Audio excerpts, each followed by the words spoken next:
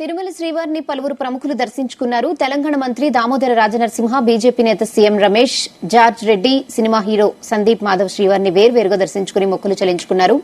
ఆలయ అధికారులు వీరికి స్వాగతం పలికి దర్శన ఏర్పాట్లు చేశారు. రంగనాయక మండపంలో వేద పండితులు ఆశీర్వచనాలిచ్చి తీర్థ ప్రసాదాలు అందించారు.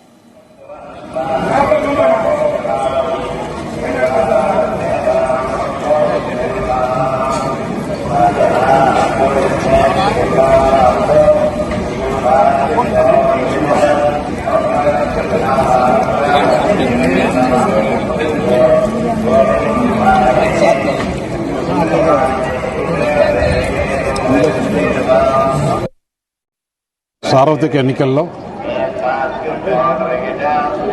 అనకాపల్లి నుంచి అవకాశం ఇవ్వాలని భారతీయ జనతా పార్టీ నాయకత్వాన్ని కోరడం జరిగింది.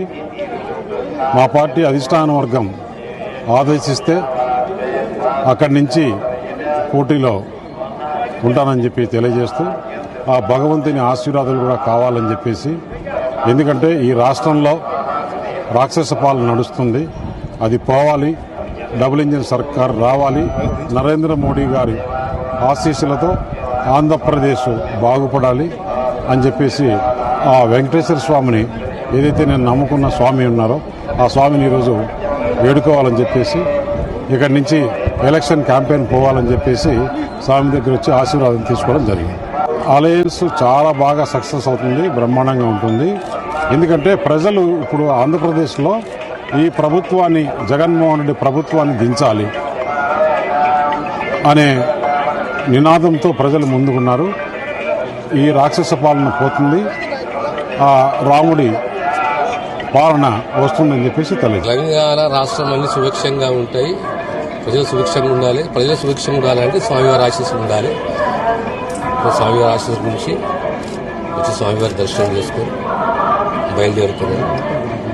తెలంగాణ చక్కగా ఉంటుంది, మంచి పాలన ఉంది.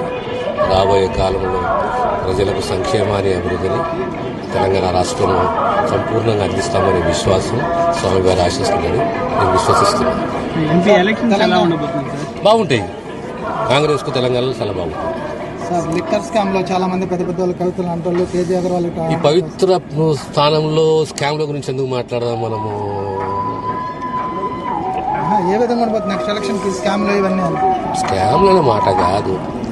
ఇప్పటికే ఆలస్యం అయిపోయింది. ఈ చర్య ఎప్పుడూ తీసుకోవచ్చు. తిరుపతి దర్శనానికి రావడం జరిగింది. సో చాలా బాగా జరిగింది. దాని దర్శనం అరేంజ్మెంట్లు అన్నీ కూడా చాలా బాగున్నాయి. అన్ని ఫెసిలిటీస్ ఇంతకు ముందు కన్నా చాలా మెరుగుపడింది తిరుపతి. సో దేవస్థానం వాళ్ళకందరికీ కృతజ్ఞతలు. ఇప్పుడు నెక్స్ట్ చేయబోయే ఇప్పుడు ఒక మహతి అని ఒక ప్రాజెక్ట్ చేస్తున్నా. సుహాసిని గారు మా మదర్ క్యారెక్టర్ చేస్తున్నారు. ఇంకోటి మ్యాజిక్ మష్రూమ్స్ అని ఒక సినిమా చేస్తున్నాను. అదంతా ఒక లవ్ స్టోరీతో పాటు చిన్న సైకలాజికల్ ట్రిప్ ఉంటుంది. సో